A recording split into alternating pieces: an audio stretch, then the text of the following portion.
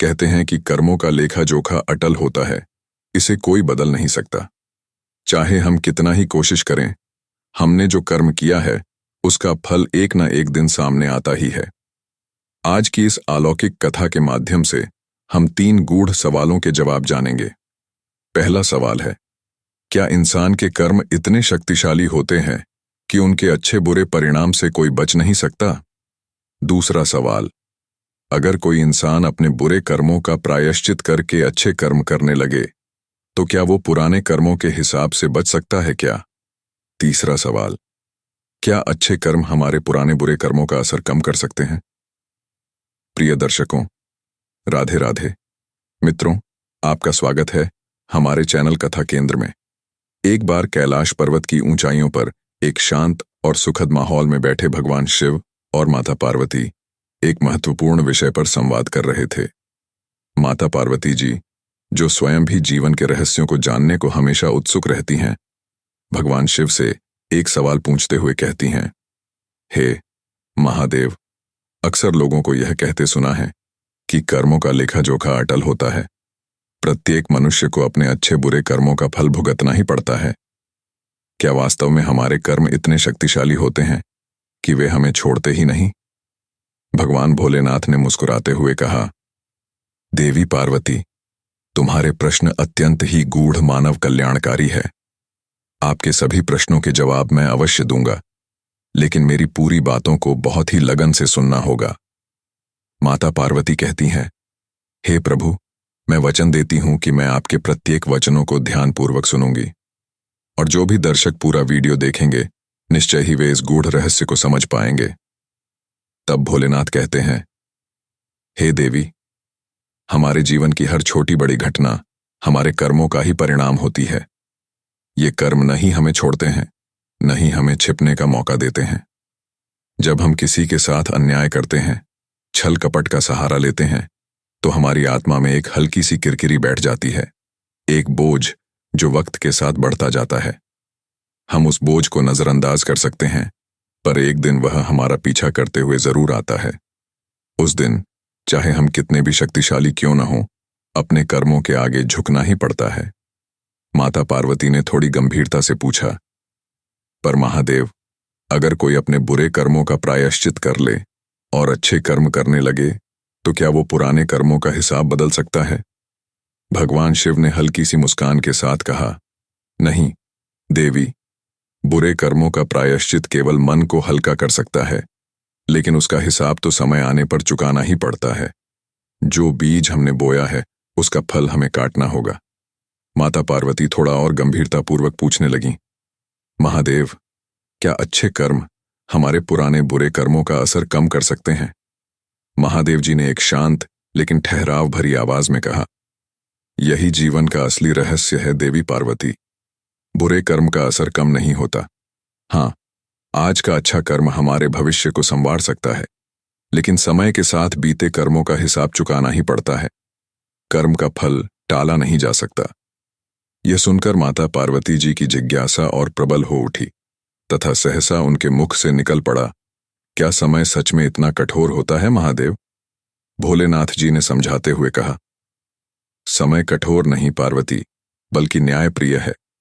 समय हर जीव के कर्मों का हिसाब करता है। जैसे बोए गए बीज से वैसा ही पेड़ बनता है, वैसा ही फल मिलता है। अगर कोई अपने कर्मों से भागना चाहे तो भी समय उसे अपने किए का सामना करने के लिए वापस ला ही देता है। पार्वती जी ने कहा, हे स्वामी, कर्मों की यह अबूझ पहेली मुझे भ्रमित कर रही है, कृपया विस्तार से समझाइए। भगवान शिव ने एक क्षण रुककर कहा, मुस्कुराते हुए कहा, हे देवी, सुनो, अब मैं एक मार्मिक कथा के माध्यम से आपके सभी प्रश्नों का उत्तर दूंगा, लेकिन मेरी एक शर्त है कि आपको पूरी कथा ध्यानपूर्वक सुनना होगा। माता पार्वती विनम्रतापूर्वक कहती हैं, हे नाथ, मैं पूरी कथा अवश्य सुनूंगी, आप कथा प्रारंभ कीजिए। भगवान भोलेनाथ कथा प्रारंभ करते हुए कहते हैं, एक घने जंगल में ऊंचे पेड़ों में एक बूढ़ा गिद्ध अपने नन्हे बच्चों के साथ रहता था। वह गिद्ध अपने बच्चों से बहुत प्रेम करता था और उन्हें हमेशा सही राह दिखाने की कोशिश करता था। एक दिन गिद्ध अपने बच्चों के साथ जंगल में घूमने निकला। घूमते हुए अचानक उसकी नजर एक सड़क किनारे बैठे एक स्त्री और पुरुष पर पड़ी। उनकी हालत इतनी दयनीय थी कि कोई भी देखने वाला भाव विह्वल हो उठता। उनके शरीर में गहरे घाव थे, जिनसे लगातार खून और मांस रिस रहा था। दोनों दर्द से कराह रहे थे, मगर कोई उनकी सुध लेने वाला नहीं था। उनके आसपास कोई भी व्यक्ति रुकने को तैयार नहीं था। ऐसा प्रतीत होता था मानो वे किसी भयानक पाप का दंड भोग रहे हों। गिद्ध के बच्चों की नजर जब उस दर्दनाक दृश्य पर पड़ी तो उनके मन में एक विचित्र विचार आया। उन्होंने अपने पिता से कहा, पिताजी, आज तक हमने सिर्फ जानवरों का ही मांस खाया है, लेकिन इंसान का मांस कभी नहीं चखा। हमें इन दोनों इंसानों का मांस खाने की अनुमति दें। गिद्ध अपने बच्चों की यह बात सुनकर गंभीर हो गया। उसने कहा, बच्चों, ईश्वर ने हमें जो भोजन दिया है वही हमारे लिए उचित है।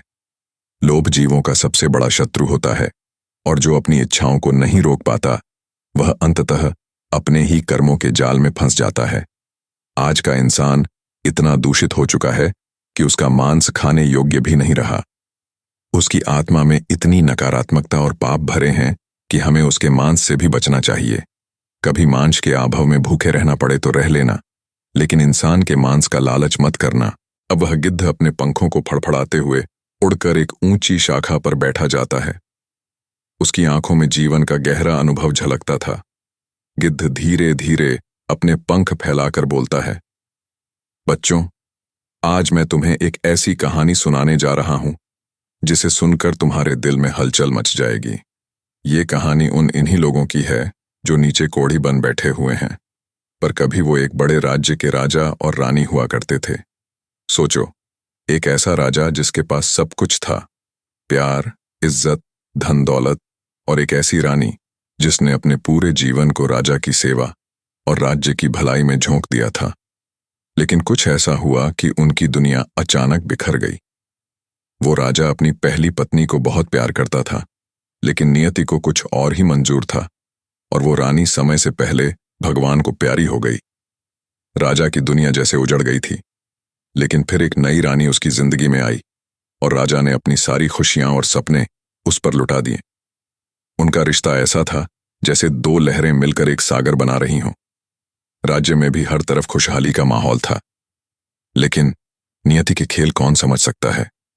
समय ने करवट ली और रानी ने एक सुंदर बेटी को जन्म दिया, लेकिन उसी पल एक बड़ी त्रासदी हो गई और रानी का निधन हो गया। राजा के लिए ये एक ऐसा सदमा था जिससे उभरना नामुमकिन सा था। उसके दिल में दर्द का तूफान उठ खड़ा हुआ और अपने इस दुख की वजह उसने अपनी नन्ही बेटी को मान लिया। उसे लगा कि ये बच्ची उसकी प्यारी रानी की मौत की वजह है।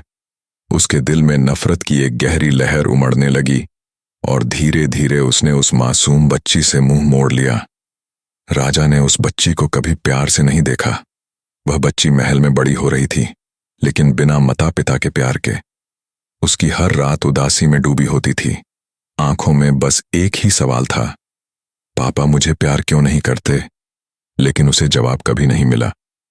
और राजा, वो तो मानो अपने गम और नफरत में ऐसा डूबा था कि राज्य के कार्यों में भी उसका मन नहीं लगता था।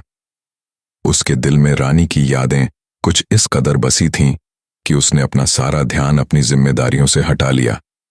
भोलेनाथ पार्वती जी से आगे कहते हैं कि राजा की इस हालत से उसके मंत्री और दरबारी बहुत चिंतित थे।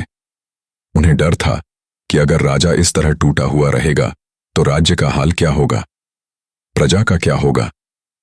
राजा ने सभी समझाइशों को नकार दिया, किसी की बात मानने को तैयार नहीं था।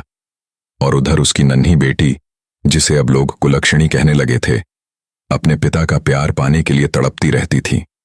उसकी मासूम आंखों में प्यार की एक हल्की सी उम्मीद बसती थी, लेकिन राजा की आंखें उस चमक को देखना ही नहीं चाहती थीं। दासियां उसे पाल रही थीं और वह बच्ची बस हर रात अपने पिता की ओर देखने की उम्मीद में जागती रहती थी। यह कहानी उस दर्द की है जो इंसान अपने कर्मों से खुद के लिए बुनता है। राजा ने अपनी ही नफरत में अपनी बेटी से मुंह मोड़ लिया, लेकिन वह एक बात भूल गया कि कर्म अपना हिसाब कभी नहीं छोड़ता। वो हमेशा हमारे साथ चलता है। हमें हर अच्छे बुरे कर्म का हिसाब देना ही पड़ता है। वक्त से बड़ा कोई न्यायाधीश नहीं है। समय के साथ जो बोया है उसे काटना ही पड़ेगा। गिद्ध अपने बच्चों की ओर देखकर बोलता है, इस कथा में केवल राजा की त्रासदी नहीं है, बल्कि उस मासूम बच्ची का दर्द भी है जो सिर्फ अपने पिता के प्यार की भूखी थी। राजा के करीबी रिश्तेदारों और मंत्रियों ने मिलकर उसे समझाया कि राजा को अपने दुख से बाहर निकलने का प्रयास करना चाहिए। उसे अपने राज्य और अपनी प्रजा के हितों के बारे में सोचना चाहिए। ऐसे विषाद में डूबे रहना किसी राजा को शोभा नहीं देता। लेकिन रानी की मृत्यु का गम राजा को भीतर ही भीतर खाए जा रहा था, और साथ ही उसकी छोटी बेटी भी मां के स्नेह से वंचित थी। दासियां उस मासूम का पालन तो कर रही थीं, लेकिन एक मां की ममता और देखभाल की कमी को वे पूरा नहीं कर सकती थीं। इसलिए सभी ने मिलकर राजा को दूसरा विवाह करने का सुझाव दिया, ताकि उसके जीवन में खुशी लौट सके और उस नन्ही बच्ची को एक मां मिल सके। राजा को यह बात ठीक लगी और उसने दूसरा विवाह करने का निर्णय लिया। राजा के महल में अब एक नई रानी आ चुकी थी, लेकिन उस बच्ची की तकदीर में अब भी पिता का प्यार नहीं था। राजा की दूसरी पत्नी ने भी धीरे धीरे उस मासूम से मुंह मोड़ लिया, क्योंकि उसके पति के दिल में पहले ही नफरत का जहर घुला था। नई रानी भी अपनी सौतेली बेटी से दूर दूर रहने लगी।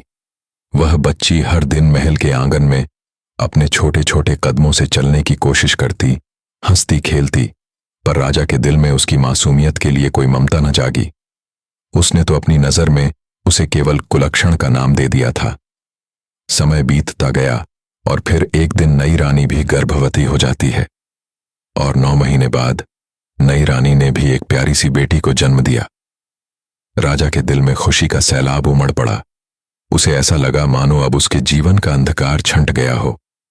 इस बार उसने अपनी बेटी को जन्म लेते हुए अपने आप को पूरी तरह समर्पित पाया, मानो इस कन्या के आगमन से उसकी सारी खुशियां लौट आई हों। राजा ने उस बच्ची का नाम सौभाग्यवती रखा, जो उसके जीवन में नए सौभाग्य का प्रतीक बनी। पूरे राज्य में मिठाइयां बांटी गईं, नामकरण का भव्य आयोजन हुआ, और राजा ने अपनी इस नन्ही बेटी को दुनिया की हर खुशी देने का संकल्प लिया। लेकिन वहीं दूसरी ओर वह छोटी राजकुमारी, जिसे उसने कुलक्षण कहकर अपनाया ही नहीं था, अकेलेपन और माता पिता के प्यार के अभाव में ही सिमटती रही। समय का पहिया चलता रहा और सौभाग्यवती का पालन पोषण राजकुमारी की तरह होने लगा। उसे शिक्षित किया गया, सुंदर वस्त्र पहनाए गए, हर सुख सुविधा प्रदान की गई। लेकिन कुलक्षण का दर्जा पा चुकी उस नन्ही बच्ची के हिस्से में केवल पुराने कपड़े और उपेक्षा ही आई। सौभाग्यवती के लिए हमेशा नए नए कपड़े आते, और जब वह पुराने हो जाते तो उन्हीं कपड़ों को कुलक्षण को पहनने को दिए जाते थे, और महल में किसी का ध्यान उस पर नहीं जाता। वह दोनों बच्चियां साथ साथ बड़ी हो रही थीं। देखने में वे एक जैसी लगती थीं, दोनों की उम्र भी लगभग समान थी, लेकिन उनके बीच का फासला इतना गहरा था कि वह हर जगह दिखाई देता था। सौभाग्यवती के पास हर वो चीज थी जो एक राजकुमारी के हिस्से में आनी चाहिए, जबकि कुलक्षण के हिस्से में केवल उपेक्षा और अकेलापन था। महल की दासियां उसकी देखभाल करती थीं, पर उनके पास भी इतना समय नहीं था कि उसे अपनी बेटी की तरह प्यार दे सकें। उसका जीवन एकांत में बीतता गया, और उसके पिता की नजरों में उसके लिए कोई ममता का भाव नहीं था। उसका बचपन सिर्फ उपेक्षा, नफरत और समाज की अनदेखी में गुजर रहा था। धीरे धीरे समय के साथ दोनों लड़कियां जवान हो रही थीं। उनकी मां रानी एक दिन राजा से कहती है, राजा साहब, अब समय आ गया है, लड़कियां सयानी हो गई हैं, हमें उनकी शादी के बारे में सोचना चाहिए। राजा, जो अपनी बड़ी बेटी सौभाग्यवती को बहुत प्यार करता था, खुशी से सहमत हो गया। लेकिन उसकी छोटी बेटी, जिसे वह कुलनी बुलाता था, जिसे उसने हमेशा एक अशुभ मानकर नजरअंदाज किया था, उस बेटी के लिए उसके मन में सदा से ही घृणा थी। कुलनी का दिल अपनी मां की तरह भक्ति से भरा हुआ था। उसने अपनी मां को कभी नहीं देखा, पर उसकी मां, जो जन्म देते ही दुनिया से विदा हो गई थी, भगवान शिव की परम भक्त थी। कुलनी भी अपनी मां के पद चिन्हों पर चलती थी, हर दिन शिव की पूजा करती थी। दूसरी ओर सौभाग्यवती के पास मां पिता का पूरा प्यार था, और उसे इस पर घमंड भी था। वह अपने आप को राजमहल की असली वारिस मानती थी, और इसी घमंड में अपनी बहन कुलनी को तुच्छ समझती थी। महल में कुलनी के प्रति लोगों की सहानुभूति थी। सभी जानते थे कि वह अपने पिता के प्यार को पाने के लिए तरसती है, लेकिन राजा की नफरत इतनी गहरी थी कि वह कुलनी का चेहरा भी नहीं देखना चाहता था। राजा ने यहां तक आदेश दे रखा था कि जब भी वह महल में हो, कुलनी को उससे दूर ही रखा जाए। कुलनी इस बात को समझ चुकी थी कि उसके जीवन में पिता का प्रेम नहीं लिखा, लेकिन उसने इस दर्द को अपनी ताकत बना लिया। उसकी सौतेली माँ और बहन दोनों उस पर अक्सर ताने कसते और उसकी हर बात को नजरअंदाज कर देती। समय बीतता गया और दोनों बेटियां शादी के लायक हो गईं। रानी ने एक बार फिर राजा से बात की और कहा, महाराज, अब दोनों बेटियों के लिए योग्य वर ढूंढना चाहिए। राजा ने रानी की बात पर सहमति जताई, लेकिन उसके चेहरे पर एक अजीब सी संतुष्टि की झलक रही थी। हाँ रानी, जितनी जल्दी हो सके, खासकर इस कुलनी का विवाह करके उसे यहां से विदा कर देना चाहिए। राजा की बातों में गहरी नफरत का एहसास था और रानी भी इस बात को भलीभांति जानती थी। वह हमेशा चाहती थी कि कुलनी दुखी रहे, इसलिए उसने राजा को सुझाव दिया, क्यों न पहले कुलनी का विवाह कर दें, उसके बाद सौभाग्यवती के लिए राजसी घराना ढूंढेंगे। कुलनी को तो किसी अंधे गरीब लड़के से शादी करा दें, वो किसी राजमहल के लायक नहीं है। जहां भी जाएगी वो वहीं बर्बादी ले आएगी। यहां तो अपनी मां को खा गई, हमें भी न जाने कितना सहना पड़ेगा इसके कारण। राजा ने ठंडी सांस भरते हुए कहा, तुम सही कह रही हो रानी साहिबा, कुलनी का साया हमारे महल से जितनी जल्दी हट जाए उतना अच्छा है। राजा ने तुरंत महल के नाई और पंडित को बुलवाया और आदेश दिया, जाओ, इस कुलनी के लिए कोई अंधा निर्धन वर ढूंढ लाओ, जिसके पास न तो परिवार हो और न ही कोई संपत्ति। बस उसे कहीं भी विदा करना है, ताकि हमारे महल से इसका साया हमेशा के लिए हट जाए। राजा के आदेश पर नाई और पंडित कुलनी के लिए योग्य वर ढूंढने निकल पड़े। चलते चलते पंडित और नाई एक ऐसे गांव में पहुंचे जहां सब ओर गरीबी और मायूसी का माहौल था। रास्ते में उनकी नजर एक भिखारिन पर पड़ी, जो सड़क के किनारे अपने बेटे के साथ बैठी थी। बेटा अंधा था और उनके पास रहने को बस एक टूटी फूटी घास फूस की झोपड़ी थी। नाई और पंडित के चेहरे पर एक अजीब सी संतोष की झलक आई। कई दिनों से वे उस वर की तलाश कर रहे थे जो राजा की शर्तों पर खरा उतरे। पंडित और नाई भिखारिन के पास गए और बोले, माई, हम तेरे बेटे के लिए एक बहुत अच्छा रिश्ता लेकर आए हैं। भिखारिन ने पहले यह बात सुनी और हंस पड़ी। उसकी हंसी में दर्द और बेबसी का मिश्रण था। वह बोली, अरे भैया, मेरे अंधे बेटे के लिए कौन रिश्ता लेकर आएगा? आप मुझसे मजाक क्यों कर रहे हैं? नाई मुस्कुराते हुए बोला, अरे नहीं माई, ये सच है। हम तुम्हारे बेटे के लिए राजमहल से रिश्ता लेकर आए हैं। ये सुनकर भिखारिन की आंखों में पहले तो संदेह झलका, पर जब उसे यकीन दिलाया गया कि राजा ने खुद अपने महल की राजकुमारी के लिए उसके बेटे को चुना है, तो उसकी आंखें खुशी से भर आईं। उसे लगा जैसे अचानक उसकी किस्मत ने करवट ले ली हो। उसने तुरंत अपने बेटे के इस रिश्ते के लिए हामी भर दी। नाई और पंडित राजमहल लौटे और राजा को पूरी बात बताई। राजा ने जैसे ही सुना, उसने खुशी खुशी अपनी बेटी कुलनी का विवाह उस अंधे भिखारी से करा दिया। राजा ने शादी में दान दहेज देना भी जरूरी नहीं समझा। जब कुलनी ससुराल पहुंची तो उसके सपने एक झटके में टूट गए। उसने सोचा था कि शायद वहां कोई छोटा सा घर होगा, लेकिन वहां एक जर्जर झोपड़ी के सिवा कुछ नहीं था, जहां बैठने तक की जगह ठीक से नहीं थी। उसका पति अंधा था और बूढ़ी सास भी बहुत कमजोर थी। कुलनी ने दिल पर पत्थर रखकर भगवान से प्रार्थना की, हे भोलेनाथ, ये कैसी परीक्षा है? अगर मेरे पति ठीक होते तो हम दोनों मिलकर कुछ कर लेते। लेकिन फिर उसने सोचा, जो भी है, भगवान की यही मर्जी होगी। उसने अपने पति को परमेश्वर मान लिया और अपने दिल में एक नई शक्ति और संकल्प को जगह दी। उसने अपनी सास और पति की सेवा करना शुरू कर दिया। वह उनके लिए खाना बनाती और हमेशा पहले उन्हें खिलाती और फिर खुद खाती। उसने अपने जीवन को भगवान की मर्जी मानकर स्वीकार कर लिया और इस कठिन जीवन में भी प्रेम और सेवा से जीने लगी। समय बीतता गया और दूसरी तरफ राजमहल में रानी ने राजा से कहा, महाराज, अब वह मनहूस लड़की हमारे घर से जा चुकी है। अब हम उससे मुक्त हो गए हैं। क्यों ना अब हमारी सौभाग्यवती बेटी का किसी अच्छे राजकुमार से विवाह कर दें। राजा ने देर न करते हुए नाई और पंडित को बुलाया और उन्हें आदेश दिया कि इस बार वे किसी बड़े राजा के बेटे के लिए रिश्ता ढूंढें। राजा का मन था कि अब उनकी दूसरी बेटी का विवाह एक चक्रवर्ती राजा के घराने में हो, जहां धन धान्य की कोई कमी न हो। नाई और पंडित एक ऐसे चक्रवर्ती सम्राट के महल पहुंचे जिसके पास एक सुंदर राजकुमार था। उसकी आंखों में रोशनी, चेहरे पर तेज और चाल में गर्व झलकता था। उसकी शान और रूप देखकर नाई और पंडित ने तुरंत यह रिश्ता पक्का कर दिया और सौभाग्यवती का टीका उस राजकुमार को चढ़ा दिया। वापस आकर उन्होंने राजा को यह खुशखबरी दी और राजा ने राहत की सांस ली। गिद्ध ने अपने बच्चों को कथा सुनाते हुए आगे कहा कि राजा ने अपनी बेटी सौभाग्यवती का विवाह बड़े धूमधाम से कर दिया। सजी धजी बारात, हजारों हाथी घोड़े और रथ, ढोल नगाड़ों की आवाज में डूबा हुआ महल। राजा ने दहेज में बेशुमार दौलत दी और सौभाग्यवती को बड़ी शान से विदा किया।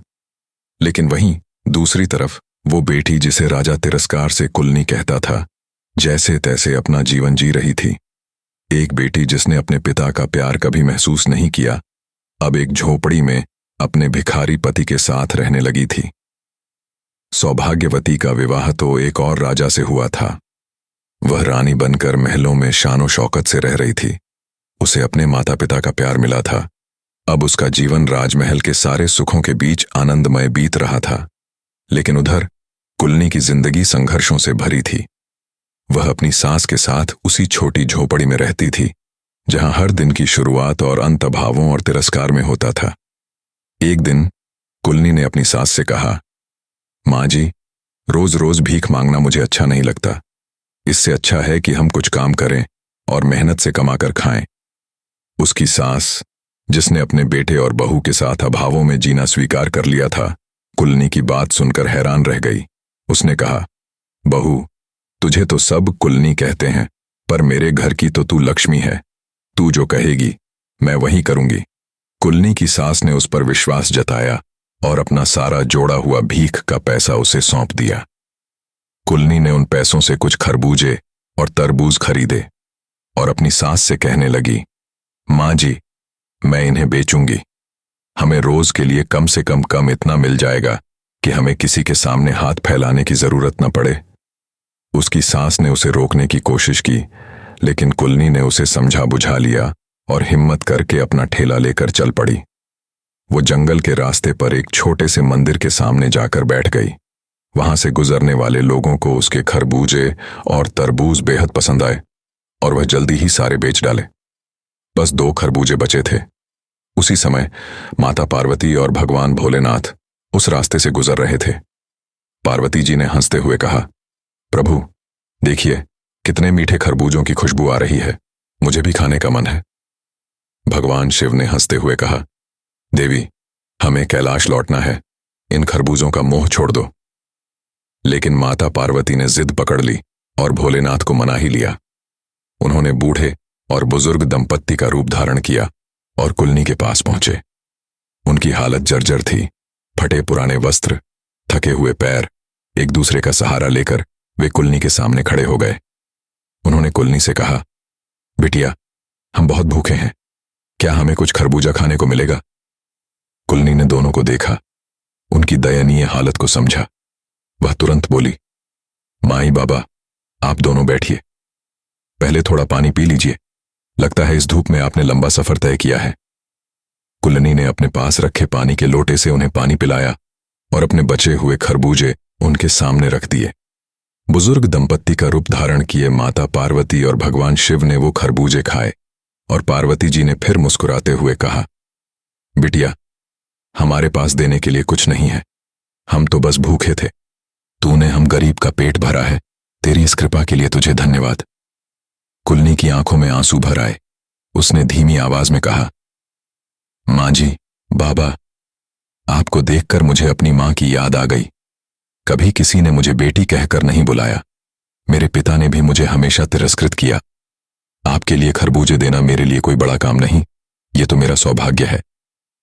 माता पार्वती, जो एक बूढ़ी माँ के रूप में उसके सामने थीं, कहने लगीं, बिटिया, बहुत लंबा सफर तय किया है, पैर दुख रहे हैं। यह सुनकर कुलनी तुरंत उनके पैरों के पास बैठ गई और बोली, लाओ माई, मैं आपके पैर दबा देती हूं। उसने बुढ़िया माई के पैर दबाए और अपने पल्लू से उनके ऊपर हवा की ताकि उन्हें आराम मिले और कोई मच्छर या मक्खी उन्हें परेशान न करे। कुलनी उनकी सेवा करती रही, यह जानते हुए कि उनके पास कुछ नहीं है सिवाय उसके मन के सच्चे स्नेह के। जब माता पार्वती की आंखें खुलीं तो वे बहुत प्रसन्न हुईं। उन्होंने भोले बाबा की ओर मुस्कुराते हुए कहा, प्रभु देखिए, इस बेटी ने हमारी कितनी सेवा की है। इसे हमारी कोई पहचान भी नहीं थी, फिर भी इतनी श्रद्धा से हमारे पास रही। भोले बाबा ने हंसते हुए कहा, हाँ देवी, इस बच्ची के दिल में सेवा और प्रेम का जो भाव है वह तो अनमोल है, पर हमारे पास इसे देने के लिए कुछ है ही क्या। लड़की ने यह सब सुन लिया और अपनी आंखों में चमक लिए बोली, माँ, मुझे तो आपकी सेवा करके वो प्यार मिला जो एक माँ ही दे सकती है। मेरा तो यही सौभाग्य है। माता पार्वती ने भोले बाबा की ओर देखा और बोली, प्रभु इसे आशीर्वाद तो दीजिए। इसके पिता ने इसके साथ अन्याय किया है और यह सारा जीवन संघर्ष में जी रही है। बाबा ने अपनी झोली में देखा और मुस्कुराए, मेरे पास तो भांग, धतूरा और थोड़ी सी भभूति है, इससे इसका क्या भला होगा। माता पार्वती ने कहा, प्रभु आपके आशीर्वाद में ही तो शक्ति है, आपका प्रेम ही इसे जीवन की नई राह दिखा सकता है। इतना कहकर उन्होंने भोले बाबा की झोली से थोड़ा सा भभूति निकाला और उस लड़की के हाथों में रख दिया। लड़की ने भभूति को अपने पल्लू में बांध लिया और बाबा मां को प्रणाम कर घर लौट आई। रास्ते में भी उसके मन में एक शांति और संतोष का भाव भरा हुआ था। उसे लग रहा था जैसे उसने कोई खजाना पा लिया हो। शाम को जब वह घर पहुंची तो उसने अपने सासू मां को सारी बातें बताईं। उसने कहा, मां जी, आज मैंने एक बूढ़े बाबा और बूढ़ी अम्मा की सेवा की। उन्होंने मुझे यह भभूति दी और मां देखो, आज तो मेरे सारे खरबूजे भी बिक गए। लगता है अब हमारी मेहनत से ही अपना गुजारा हो जाएगा। सासू मां की आंखें खुशी से भर गईं। उन्होंने अपनी बहू को गले लगाते हुए कहा, बेटी, मैं तो हमेशा से यही चाहती थी कि मेरे बेटे की ऐसी बहू हो जो मुझे भी मां जैसा सम्मान दे। मुझे नहीं पता था कि भगवान ने मेरे बेटे के भाग्य में तुम्हें लिखा है। सचमुच आज मैं अपने आप को बहुत भाग्यशाली मानती हूं। लड़की ने धीरे से कहा, मां जी, बाबा और अम्मा ने मुझे यह भभूति दी है, इसका क्या करें। सासू मां ने कहा, रुको, तुम्हारा पति आएगा तो उससे पूछते हैं। शाम को जब उसका पति घर आया तो उसने भी बहू की बातों को ध्यान से सुना, फिर मुस्कुराते हुए बोला, इस भभूति को अपने घर के चारों कोनों में छिड़क दो और जो बचे उसे हमारे संदूक में रख दो। थोड़ा सा तुलसी के गमले में भी डाल देना। लड़की ने हंसकर सिर हिलाया और वैसे ही किया। उसने घर के कोनों में भभूति छिड़क दी, थोड़ी भभूति संदूक में रख दी और तुलसी के गमले में भी थोड़ी रख दी। उस रात उसने खुशी खुशी खाना बनाया। पहले अपनी सासू मां को खिलाया, फिर अपने पति को, और अंत में खुद भी खाकर अपने घर को साफ किया और चैन की नींद सो गई। सुबह जब वे जागे तो घर में एक अद्भुत शांति और सुख का एहसास हो रहा था, मानो भोले बाबा का आशीर्वाद उनके जीवन में सुख और समृद्धि का खजाना बनकर उतर आया हो। उस लड़की का मन गर्व और संतोष से भर गया। उसकी सेवा और श्रद्धा का प्रतिफल उसे बाबा और अम्मा की कृपा से प्राप्त हो गया था। एक दिन सवेरे जब कुलनी की आंखें खुलीं तो उसे अपनी आंखों पर विश्वास ही नहीं हुआ। उसने देखा कि उसकी टूटी फूटी झोपड़ी की जगह एक भव्य महल खड़ा था। चारों ओर की दीवारों पर हीरे और मोती ऐसे चमक रहे थे जैसे रात के आसमान में सितारे। धन धान्य से घर भर चुका था और हर कोने में ऐश्वर्य की चमक थी। लक्ष्मी का मन अवाक रह गया। यह चमत्कार था या सपना? उसे अपने मन को यकीन दिलाना मुश्किल हो रहा था। वह भागती हुई अपनी सास के पास गई और हड़बड़ाते हुए बोली, मां जी, उठिए, देखिए क्या चमत्कार हुआ है। सासू मां ने आंखें खोलीं और इधर उधर नजर घुमाई। उन्हें अपने ही घर का हाल देखकर विश्वास नहीं हो रहा था। वह चौंक कर बोली, अरे बहू, क्या हम तेरे मायके में आ गए हैं? आज तक तो तेरे पिता ने हमें घास तक नहीं डाली, फिर यह कैसा चमत्कार हुआ? लक्ष्मी मुस्कुराई और बोली, नहीं मां जी, ये मेरा मायका नहीं है, यह हमारा अपना घर है। शायद भगवान भोलेनाथ और माता पार्वती की कृपा से ही यह सब हुआ है। शिव मंदिर के पास जो बूढ़े बाबा और बूढ़ी मां हमें मिले थे, वो साक्षात शिव और माता पार्वती ही थे, और मैं अज्ञानी, मैं उन्हें पहचान भी न पाई। यह सोचकर लक्ष्मी के दिल में पछतावे का भाव गहरा गया। उसकी आंखों में आंसू छलक आए। वह सिसकते हुए कहने लगी, भगवान साक्षात मेरे पास आए और मैं उन्हें पहचान नहीं पाई। सासू मां ने उसका हाथ थामा और उसे दिलासा दिया, बेटी, भगवान की लीला अपरंपार है। उन्होंने अपनी माया से हमें परिपूर्ण कर दिया है। इतने में उसके पति की आंखें खुलीं और वह एक अद्भुत घटना की तरह बोले, अरे लक्ष्मी, ये क्या देख रहा हूं मैं? मेरी आंखों में फिर से रोशनी आ गई है। मैं अब अंधा नहीं रहा। लक्ष्मी की खुशी का कोई ठिकाना नहीं था। उसके पति की आंखें ठीक हो गई थीं और वह अब किसी राजा की तरह दिख रहे थे। उसने अपने मन में सोचा कि सच्ची खुशी किसी भी धन दौलत से नहीं, बल्कि अपनों के साथ सुख में होती है। वह फूले नहीं समा रही थी। उनके जीवन में यह इतनी बड़ी कृपा का समय था कि उनके दिल में एक ही विचार आया, क्यों ना इस कृपा का आभार भगवान शिव और माता पार्वती के प्रति प्रकट किया जाए। उसने सासू मां से शिव पुराण के पाठ और बड़े भंडारे के आयोजन का निवेदन किया। सासू मां ने प्रसन्नता से कहा, बेटी, तुम तो हमारे घर की लक्ष्मी हो। जैसा चाहो वैसा करो, मैंने कभी तुम्हें रोका नहीं। लक्ष्मी ने तुरंत एक विशाल आयोजन की तैयारी कराई। उसने सभी रिश्तेदारों को निमंत्रण भेजे और अपने मायके में भी एक पत्र भिजवाया। अपनी बहन सौभाग्यवती के घर भी उसने संदेशा भेजा। उसके पिता और सौतेली मां भी निमंत्रण पाकर वहां आए, पर उनके चेहरे पर एक विचित्र सी मुस्कान थी। वे तो लक्ष्मी का मजाक उड़ाने और उसकी बदहाली पर हंसने के इरादे से आए थे। उन्हें क्या पता था कि यहां एक बड़ा चमत्कार उनका इंतजार कर रहा है। लक्ष्मी के पिता और उसकी सौतेली मां, जो उसे देखकर हमेशा उसे नीचा दिखाते थे, लेकिन जब वह उसके पते पर पहुंचे तो एक भव्य महल, सजी हुई मंडली और हर तरफ ऐश्वर्य देखकर चौंक गए। उनके इरादों के विपरीत वे वहां अब सिर्फ चुपचाप खड़े रह गए और उनके अंदर एक गहरा अपराध बोध भरने लगा। पर जब सौभाग्यवती लक्ष्मी के घर पहुंची तो वह वहां की भव्यता और सुख साधनों को देखकर चौंक गई। उसके आश्चर्य का ठिकाना न रहा। अपने अभिमान में उसने सोचा था कि वह चक्रवर्ती सम्राट की पत्नी है और लक्ष्मी उससे कहीं नीचे है, लेकिन आज उसकी आंखों के सामने अपनी बहन का वैभव देखकर उसके दिल में जलन और लालच का संचार हो गया। सौभाग्यवती ने अपनी बहन से ईर्ष्या से भरे स्वर में पूछा, कुलनी, तुझे ये सब कैसे मिला? भोली भाली लक्ष्मी ने अपनी बहन को बताया कि उसने एक बार बूढ़े दंपति को खरबूजे खिलाए थे और उनके आशीर्वाद से ही उसकी जिंदगी में सुख समृद्धि आई। सौभाग्यवती ने इस बात को अपने लालच का रास्ता मान लिया और ठान लिया कि वह भी वही करेगी। सौभाग्यवती ने अपने पति से कहा, मैं भी खरबूज बेचने जाऊंगी। पति ने समझाने की कोशिश की। उसने कहा, तुमको तो भगवान ने पहले से सब कुछ दिया है, तुम्हें किसी चीज की कमी नहीं है। तुम्हारी बहन ने यह सब अपनी भक्ति और निष्ठा से पाया है। पर सौभाग्यवती ने जिद पकड़ ली और आखिरकार एक डलिया में खरबूजे भरकर निकल पड़ी। वह एक मंदिर के पास जा बैठी, इसी इंतजार में कि कोई उसका खरबूजा खरीदेगा और उसे आशीर्वाद देगा। संयोग से उसी दिन माता पार्वती और भगवान शिव वहां से गुजर रहे थे। माता पार्वती ने सुंदर और ताजे खरबूजे देखकर भगवान शिव से कहा, मुझे इन खरबूजों की बहुत इच्छा हो रही है। भगवान शिव ने उन्हें समझाने की कोशिश की, लेकिन माता पार्वती ने आग्रह किया और वे दोनों बूढ़े भिखारी का रूप लेकर सौभाग्यवती के पास पहुंचे। पार्वती ने मृदु स्वर में कहा, बेटी, बहुत भूख लगी है, एक खरबूजा खाने को दे दो। पर सौभाग्यवती ने उन्हें घूरते हुए कहा, हटो यहां से, सुबह से बोहनी नहीं हुई और तुम जैसे भिखारी चले आते हो। तुम्हारे पास बैठने से मेरा एक भी खरबूजा नहीं बिकेगा।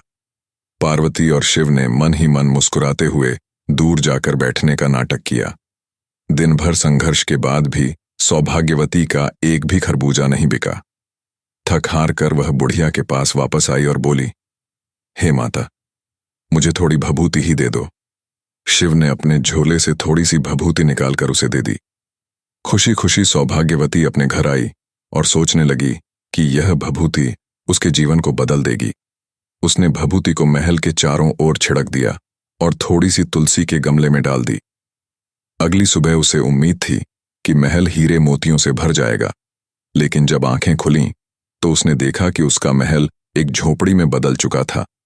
चारों ओर कीड़े मकोड़े रेंग रहे थे।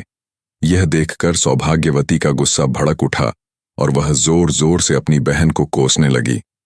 लक्ष्मी ने मेरी जिंदगी बर्बाद कर दी।